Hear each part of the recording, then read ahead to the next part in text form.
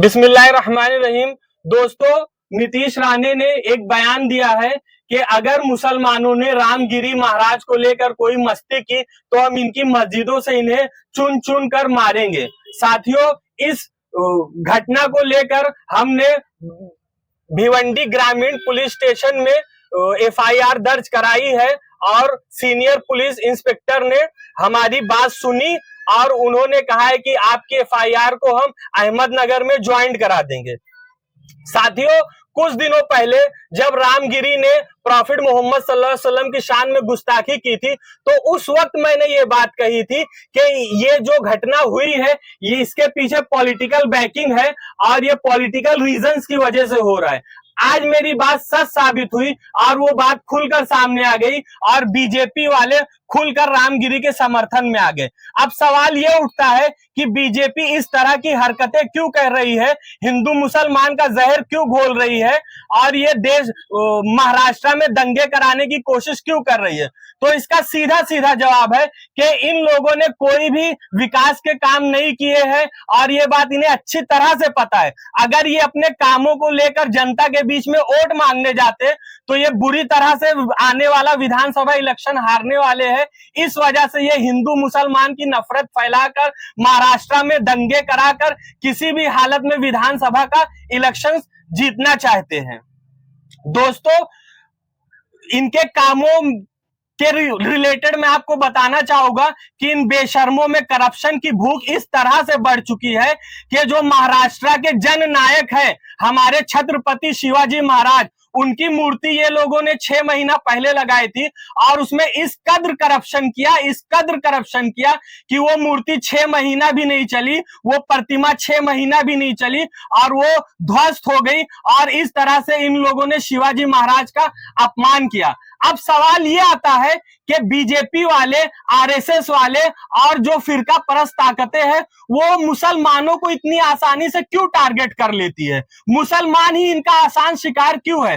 तो इसका सीधा सा जवाब है कि मुसलमानों की सियासी लीडरशिप ना होने की वजह से, इनमें इत्तेहाद और इत्तेफाक ना होने की वजह से, ये मुत्तहिद ना होने की वजह से ये फिरका परस्त ताकतों का नरम चारा बन चुके हैं और ये फिरका परस्त ताकतों के लिए आसान निशाना है। मेरे भाइयों, दोस्तों और बुजुर्गों, इसी मुल्क में, हमारे देश में आप हमारे सिख भाइयों को देखिए, वो आबादी का सिर्फ 1.5% है, लेकिन वो किस शान से इस देश में रहते हैं।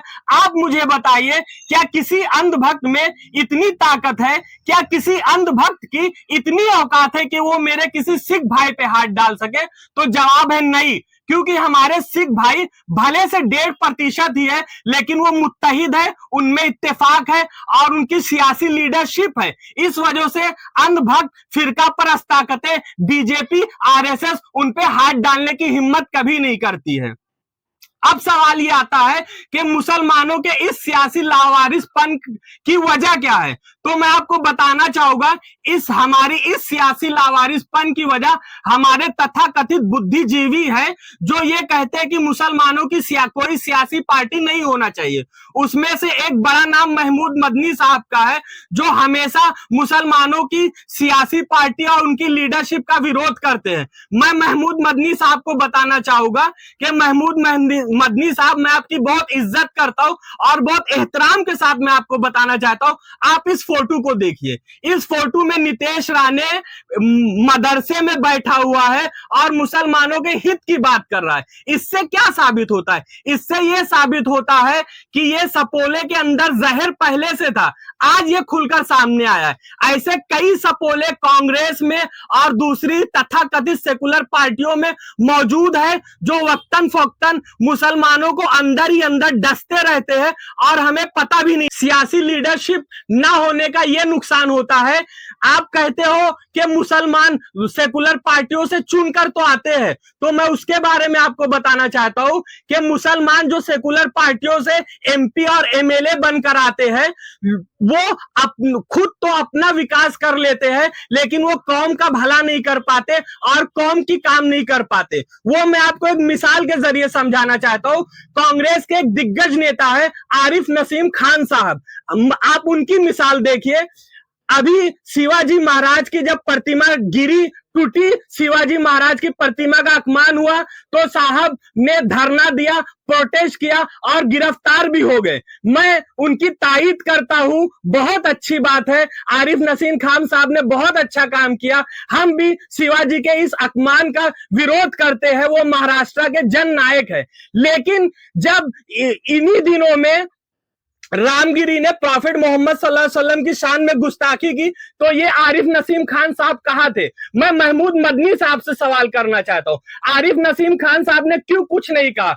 और दिगर सियासी पार्टियों के जो बड़े बड़े मुसलमान लीडर थे वो खामोश क्यों हो गए? तो इससे यह साबित होता है कि आला कमान जो होती है इन सेकुलर पार्टियों की, वो मुसलमानों के लिए और उनकी कौम की जब बात आती है तो मुसलमान नेताओं को काम करने नहीं देती है।